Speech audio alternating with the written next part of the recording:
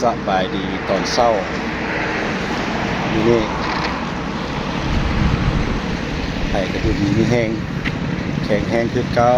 อยู่บ่อากาศยามเช้าที่สวนสาธารณะงามหลายเย็นหลาย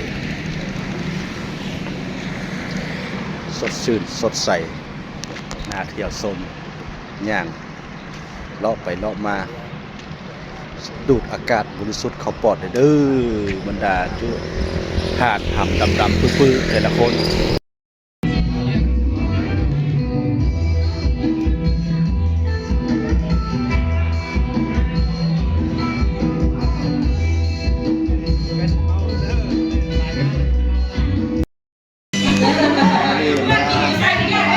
บ้านสมสนุกบ้านสมสนุก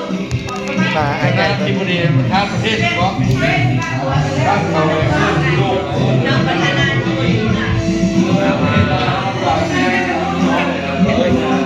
ติดมาแล้วบอกพ่อมาจากเงินอันไอ้ไงเบิดนี้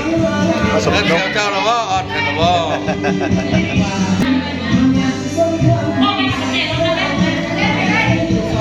เสร็จเป็นเก่า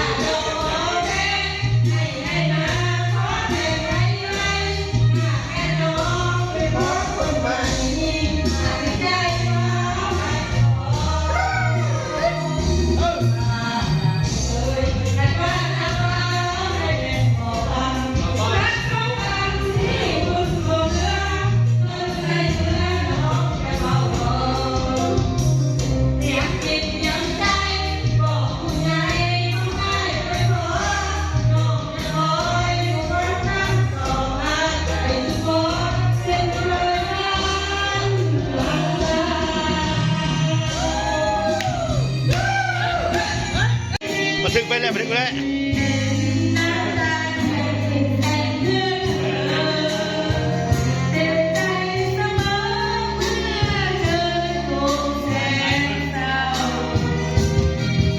หลังจากเมาแล้วกันละ